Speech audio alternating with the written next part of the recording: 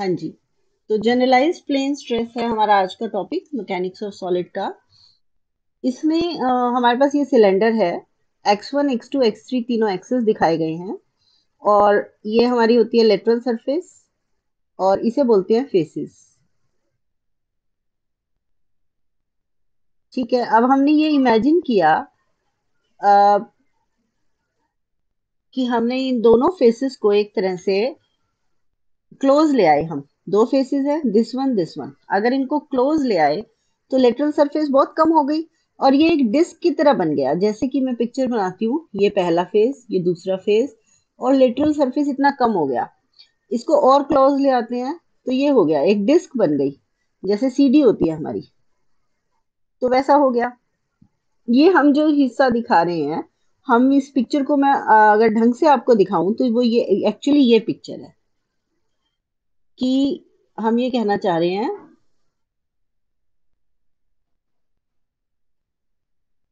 कि इसमें ये हमारी डिस्क है और इसकी जो विड्थ है वो 2h है। इसकी मोटाई है जो, वो 2h है।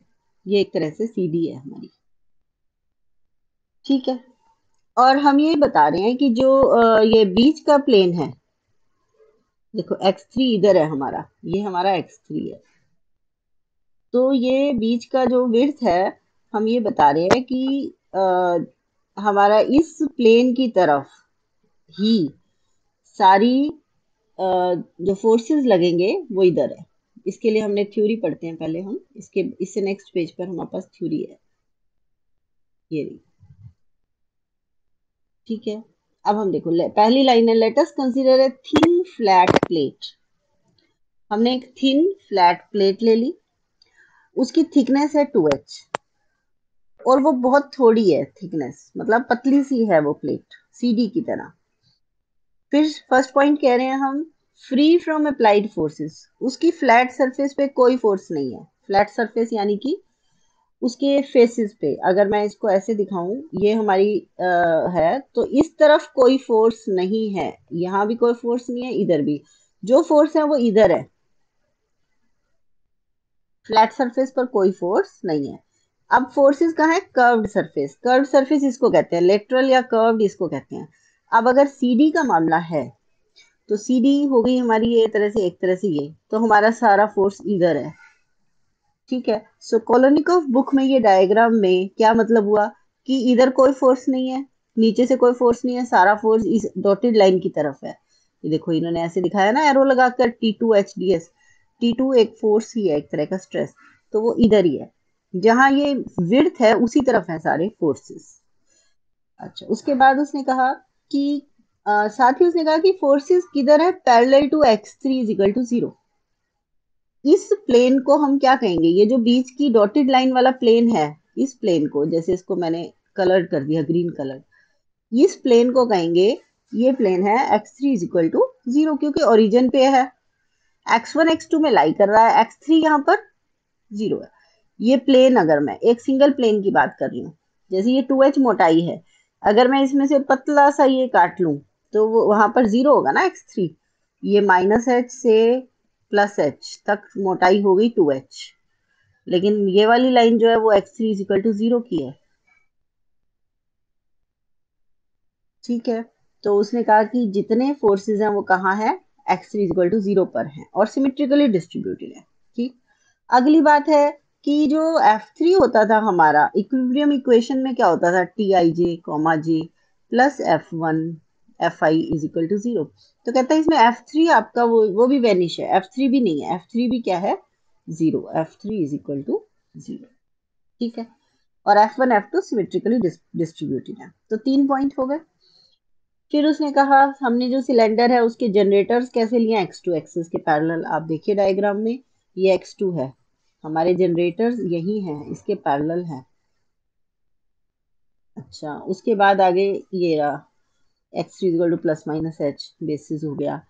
मिडल प्लेन जो है वो x3 इक्वल टू 0 है, अभी समझाया है। ये वही बात बार बार रिपीट हो रही है। अब आप यहाँ आ जाइए, F3 0 है, थर्ड फोर्स वैनिश हो गया। अब हम चाहते क्या? हम ये चाहते हैं कि इस पर हम मीन वैल्यू निकालें डिस्प्लेसमेंट ui की। हमारी जो डिस्प्लेसमेंट है यहाँ मैंने अगर छोटा सा टुकड़ा ds ले लिया, ये आपको छोटा सा टुकड़ा दिख रहा है, ये देखो छोटा सा टुकड़ा ds है, ये है छोटा सा टुकड़ा ds।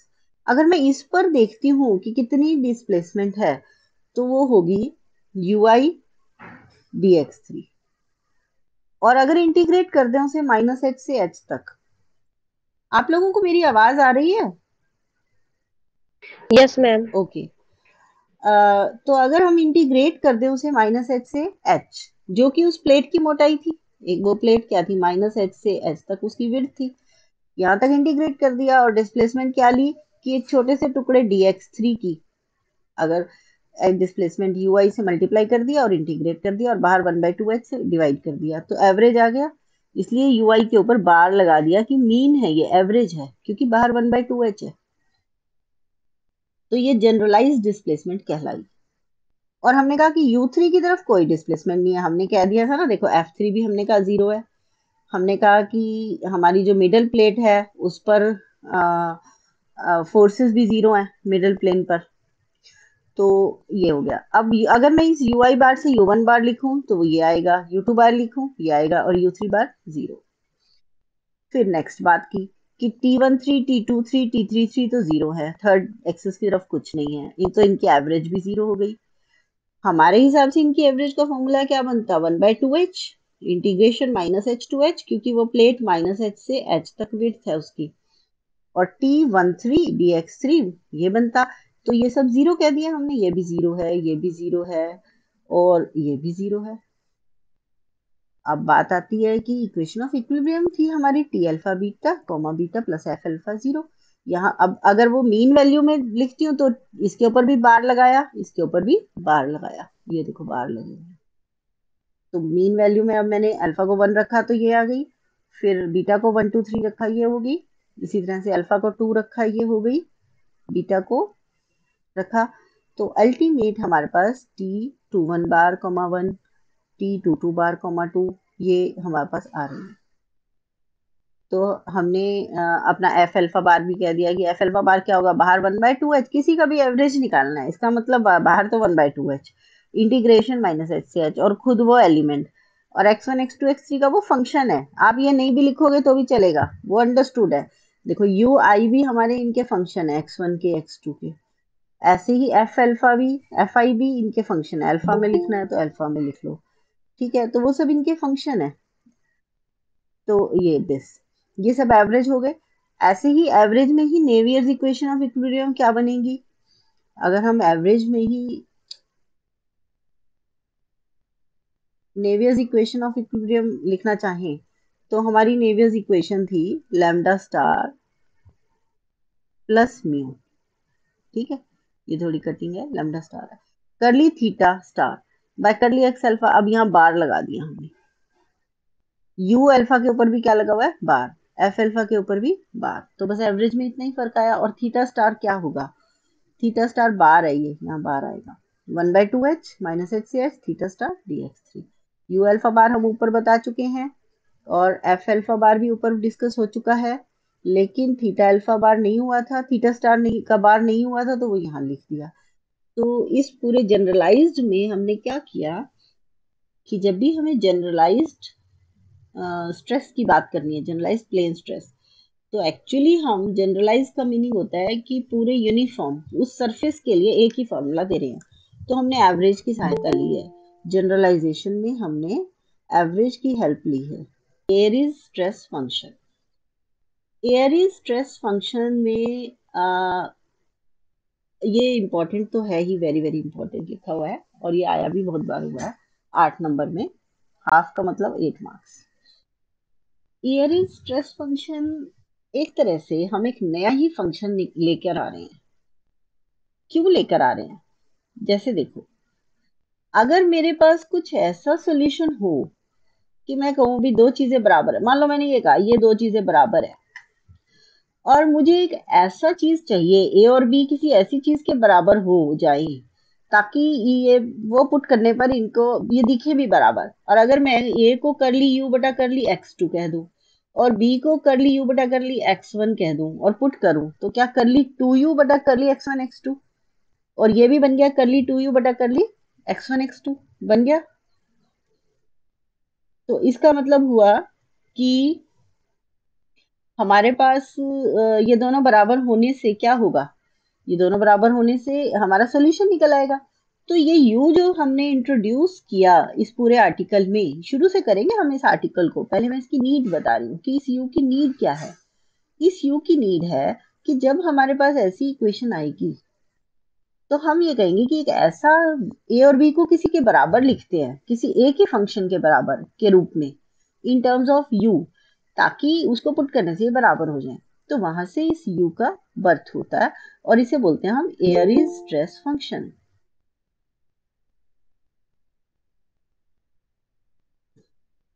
इसे बोलते हैं एयरीज स्ट्रेस फंक्शन। ठीक है, तो अब हम इस आर्टिकल को स्टार्ट करते हैं कि एयरीज स्ट्रेस फंक्शन है क्या। जो हमने अभी तक काम किया हम उसी को और स्टैंडर्ड फॉर्म में लाना चाहते हैं।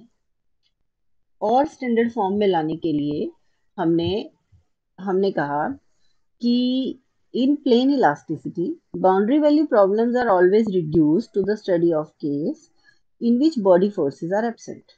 मतलब हम यहाँ ये कह रहे हैं बॉडी फोर्सेस एब्सेंट है, रफली ये बात है। अगर बॉडी फोर्सेस एब्सेंट है,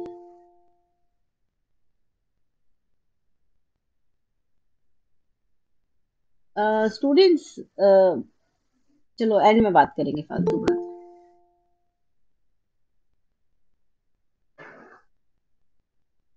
बी पंक्चुअल। अब हमारे पास अगर बॉडी फोर्सेस ही एब्सेंट हैं तो हमारी इक्वेशन ऑफ इक्विलिब्रियम क्या बन जाएंगी, T alpha beta comma beta is equal to zero, क्योंकि वैसे वो होती थी T alpha beta comma beta plus F alpha is equal to zero. लेकिन चूंकि बॉडी फोर्सेस एब्सेंट है तो ये टर्म तो खत्म हो गई, तो ये सिर्फ ये बची, यही हमने लिखा। प्लेन स्ट्रेस वर्ड लिखा, हमारे चैप्टर का नाम है प्लेन इलास्टोस्टैटिक प्रॉब्लम्स। तो प्लेन स्ट्रेन में भी, प्लेन स्ट्रेस हो या प्लेन स्ट्रेन हो, हमारी इक्वेशन ऑफ इक्विलिब्रियम तो यही होती है। तो इसका मतलब हुआ कि हमारे पास यहाँ से स्टार्ट करेंगे हम काम, ये स्ट्रेस फंक्शन में हम सबसे पहले मान रहे हैं कि बॉडी फोर्सेस एब्सेंट हैं, और ये भी कह रहे हैं कि प्लेन स्ट्रेन या प्लेन स्ट्रेस जिसका भी हमारा जो भी हमारा डिस्कशन होगा उसकी इक्वेशन यहाँ से स्टार्ट हो जाएगी।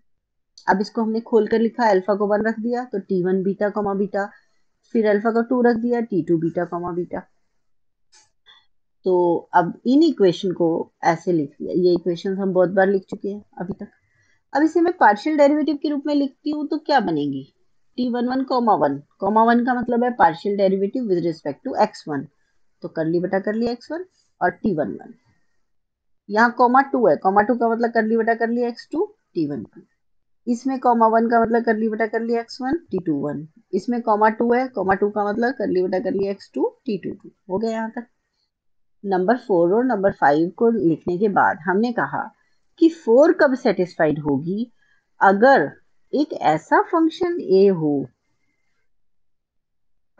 कि मान लेते हैं T11 की वैल्यू ये रख दे, हमें जीरो लिखना है, दो चीजों का जोड़ जीरो चाहिए। अगर T11 की जगह मैं लिखती हूँ करली ए बटा करली x2, तो जब मैं उसका करली बटा करली x1 लूंगी तो वो क्या बनेगा, करली 2a बटा करली x1 करली x2। T12 को मान लो मैंने ले लिया माइनस का करली ए बटा करली x1, तो जब मैं उसका करली बटा करली x2 बाहर है, अंदर मैं ले रही हूँ माइनस करली ए बटा करली x1, तो क्या बन गया, माइनस का करली 2a बटा करली x1 x2, दोनों कट गए आपस में, ये और ये, और आंसर जीरो आ गया। तो मैंने कहा कि ये इक्वेशन तब सेटिस्फाई होगी अगर T11 की वैल्यू हो ये और T12 की वैल्यू हो ये। सही कहा। ऐसे ही नंबर 5 तब सेटिस्फाइड होगी अगर T21 क्या होना चाहिए, देखो T22 और T11 को तो हम पॉजिटिव ले रहे हैं और इनको नेगेटिव ले रहे हैं। अब मैंने कहा अगली इक्वेशन 5 कब सेटिस्फाइड होगी, T22 को तो पॉजिटिव में लिखा करली बी के रूप में, और T21 में माइनस का निशान लगाया है। ठीक है, वहां भी T12 में माइनस का निशान था, ये T12 है, और T11 में पॉजिटिव था। तो ये लिखकर हमने कहा कि ये तब इक्वेशन सेटिस्फाइड होंगी। अब फिर हमने इसको करके दिखाया कि ये 0 बन रहा है। ऐसे ही यहाँ इसका दिखाया, जैसे मैंने आपको करके दिखाया कि ये क्या बन रहा है, 0। अब टीआईजे तो हमें पता है सिमेट्रिक है, तो T12 और T21 तो बराबर होनी चाहिए। लेकिन मैं कह रही हूँ T12 तो बराबर है करली A बटा करली x1 के माइनस का, और ये मैंने माना है माइनस का करली B बटा करली x2। माइनस माइनस गए कट, तो ये दोनों बराबर आ गए। अब ये दोनों बराबर करने के लिए हमें A और B कुछ ऐसे मानने पड़ेंगे ताकि दोनों बराबर हो जाए। तो हमने कहा कि A को मान लेते हैं करली U बटा करली x2 और B को मान लेते हैं करली U बटा करली x1। तो दोनों जो हैं आपके पास ये हो गए करली 2U बटा करली x2 स्क्वायर, और ये बन गया करली 2U बटा करली x1 स्क्वायर। अब अल्टीमेटली हमने जब ये वैल्यू पुट की A की और B की, जब हमने ये वैल्यू पुट की कि A है करली U बटा करली x2, B है करली U बटा करली x1, तो हमने कहा चलो T11 को निकालते हैं, अब T22 को भी निकालते हैं और T12 को भी निकालते हैं, और ये T21 के बराबर होगा क्योंकि ये सिमेट्रिक होते हैं, तो एक ही निकाल लेंगे तो दूसरा अपने आप निकल गया। अब क्या वैल्यू आई, देखो T11 हमारे हिसाब से तो ये था, हमने पीछे माना था, वहां हमने A की वैल्यू पुट की करली U बटा करली x2, तो करली U बटा करली x2 तो करली 2U बटा करली x2 स्क्वायर हो गया। इसको मतलब मैं लिख सकती हूँ U कॉमा 2 2, ऐसे ही इसको लिखूं तो ये है U कॉमा 1 1, तो T22 तो आया U कॉमा 1 1, T11 आया U कॉमा 2 2, और T22 आया U कॉमा 1 1, और T12 आया U कॉमा 1 2। जब कैलकुलेट किया तो यहाँ से एयर स्ट्रेस फंक्शन को डिफाइन किया गया कि in a plane elastostatic problem, plane strain, plane stress या जनरलाइज प्लेन स्ट्रेस, ये तीनों ही प्लेन इलास्टोस्टैटिक प्रॉब्लम है। हम तीनों का शुरुआत पढ़ चुके हैं, फर्स्ट स्टेप ही हमने ये किया। पहले लेक्चर में हमने इसके लिए निकाला इक्विलिब्रियम की इक्वेशंस, नेवियर स्टोक्स इक्वेशंस, दूसरे लेक्चर में इसके लिए, और आज के लेक्चर में इसके लिए तीनों इक्वेशंस जनरलाइज्ड के लिए मीन में निकली हैं, सारों में बार लगा है। ठीक है, तो अब वो कहता है कि इन तीनों के लिए ही जो इक्वेशंस ऑफ इक्विलिब्रियम होती हैं वो तो ये होती हैं। सॉरी, चूंकि बॉडी फोर्सेस एब्सेंट है, एफ अल्फा को हमने आर्टिकल की स्टार्टिंग में कहा है मैंने 0, पहली लाइन ही ये थी, बॉडी फोर्सेस आर एब्सेंट। तो इट मीन्स कि, तो यहां तक हमारे पास आया कि एक फंक्शन u हमने इंट्रोड्यूस कर दिया x1 x2 का, सच दैट T11 की वैल्यू है ये u कॉमा, इसको याद करने के लिए आपके लिए बेस्ट तरीका है T11 है u कॉमा 2 2, T22 है u कॉमा 1 1, और T12 है u कॉमा 1 2 माइनस का, और u को कहा एरी स्ट्रेस फंक्शन।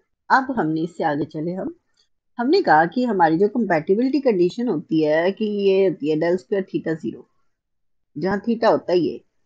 अब देखो इस थीटा में उस थीटा में फर्क है, हमने पहले जो थीटा लिया था उसकी क्या नाम था, हमने इससे पहले जो कैपिटल थीटा लिया हुआ था, आज भी अभी शुरू में बात की थी, कैपिटल थीटा की क्या वैल्यू होती थी, कोई बताएगा, बताइए, बोलो कैपिटल थीटा की क्या वैल्यू होती थी। E11 plus E22 plus E33। ठीक है, ये देखो थीटा स्टार ये है, और कैपिटल थीटा में होता था E11 plus E22 plus E33। Star तब लगा था जब E33 गायब हुआ था। Very good Sukhwinder. ठीक है, तो अब यहाँ पर जो हम ले रहे हैं वहां तो हम बोल रहे हैं T11 प्लस T22। अभी जो मैंने नया एक थीटा लिखा है, ये वाला देखा है अभी, नया थीटा ये, यहाँ हम क्या कह रहे हैं, ये थीटा अलग तरह का है, ये देखो इसकी शक्ल अलग है, वो वाला थीटा बड़ा जरूर था लेकिन वो ऐसे था, और ये वाला थीटा इसके अंदर सेंटर में ऐसे टेढ़ा है। ठीक है, तो इस थीटा का नाम की वैल्यू है T11 प्लस T22, और ये कंपैटिबिलिटी कंडीशन स्ट्रेस कंपोनेंट्स के लिए ही बात कर रहा है वो, वो बात ही स्ट्रेस की कर रहा है, स्ट्रेन की वो बात ही नहीं कर रहा। तो वो कहता है कि ये होती है डेल स्क्वायर कैपिटल थीटा 0। तो इसका मतलब del square T11 plus T22 0। और T11 की वैल्यू क्या थी, u कॉमा 22, और T22 की थी u कॉमा 11। अगर वहां पुट करते हैं तो ये डेल 4u 0 बन गया। देखो, डेल स्क्वायर T11 की जगह लिखा है u कॉमा 22, T22 की जगह u कॉमा 11 बराबर है 0। अब मैंने क्या किया, बाहर एक डेल स्क्वायर है, इसको दोबारा से डेल स्क्वायर u कहा, तो टोटल क्या बन गया, डेल 4u 0। कोई इक्वेशन अगर सिंगल डेल स्क्वायर को कहेंगे कि वो बाई हार्मोनिक है, तो हम यहाँ से बता रहे हैं कि जो एरी स्ट्रेस फंक्शन है वो बाई हार्मोनिक फंक्शन हो गया। और बाई हार्मोनिक इक्वेशन है ये, एवरी सोल्यूशन इसका, बाई हार्मोनिक इक्वेशन का जो हर सोल्यूशन होता है उसे बाई हार्मोनिक फंक्शन कहते हैं। तो del four u zero is a biharmonic equation और उसका हर सोल्यूशन बाई हार्मोनिक फंक्शन, और उसके सोल्यूशन का नाम क्या है, यू। तो u is a biharmonic function, एक तरह से हम ये बात कहेंगे। ठीक है, u is a biharmonic function. तो ये आपका एयर स्ट्रेस फंक्शन का टॉपिक भी होता है। अब मैं आपसे